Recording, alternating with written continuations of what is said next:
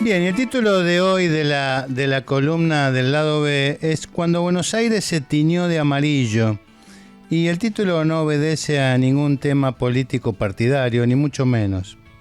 Un 27 de enero, como hoy, pero de 1871, se denunciaron los primeros casos de la mayor epidemia sufrida por la ciudad de Buenos Aires, la de fiebre amarilla. En la misma murió el 8% de los porteños, donde la mayoría eran inmigrantes que vivían en zonas bajas. Pero ¿por qué Buenos Aires sufrió el mayor impacto de la epidemia? Entre sus causas están el arribo de soldados infectados desde la guerra de la Triple Alianza, la provisión insuficiente de agua potable, la contaminación de las napas por desechos, el clima cálido y húmedo del verano, el hacinamiento, los saladeros que contaminan el riachuelo, el relleno de terrenos bajos con residuos y los arroyos infectados.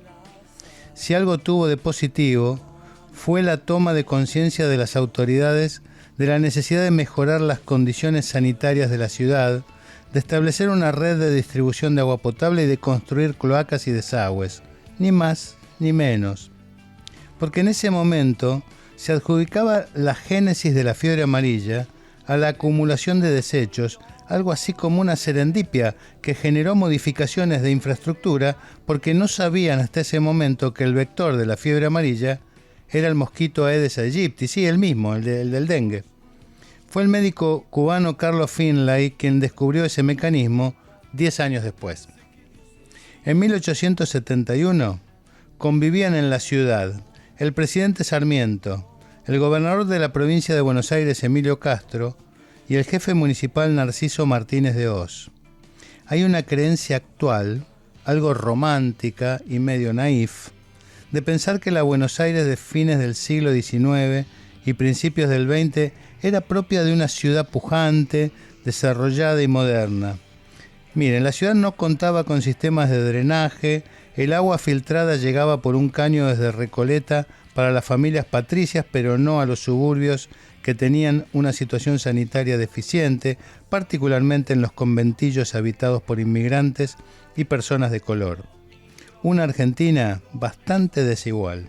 Para mal de males, la proporción de médicos era exigua y los hospitales no estaban preparados para recibir el aluvión de pacientes con fiebre amarilla. A mediados de marzo, los muertos eran más de 150 por día. Fue entonces que el presidente Sarmiento, su vicepresidente Alsina, varios de sus ministros, diputados, senadores y la Corte Suprema, en pleno, abandonaron la ciudad en un tren especial. El comando quedó en manos de una comisión popular que expulsó a las personas que vivían en las zonas más calientes. Los inmigrantes y los afrodescendientes fueron discriminados, poco atendidos y murieron masivamente y enterrados en fosas comunes. Es oportuno reconocer que tanto el clero regular como el secular decidieron permanecer en la ciudad, al igual que las hermanas de caridad que siguieron asistiendo a las víctimas.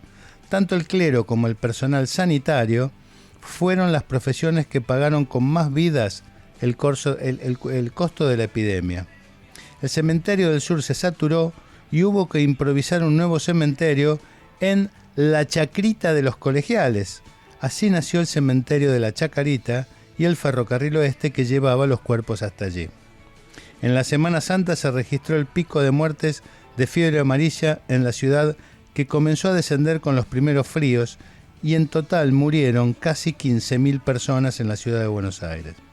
Aquella ciudad tan recordada como un ejemplo de progreso y pujanza se mostraba en ese momento sucia, diezmada, bajo riesgo de saqueos domiciliarios, con cadáveres apilados en las esquinas y autoridades cobardes haciendo la gran sobremonte.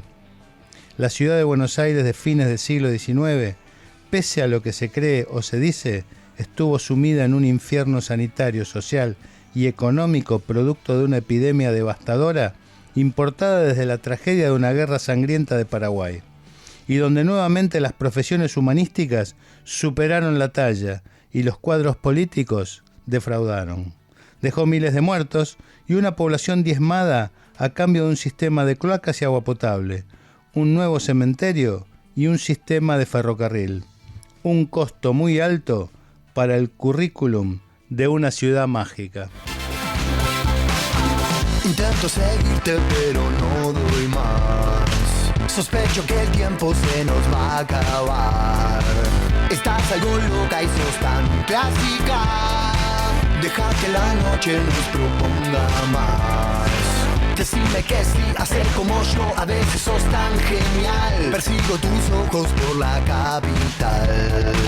Me gusta que seas tan dramática. Tus ojos dibujan una eternidad.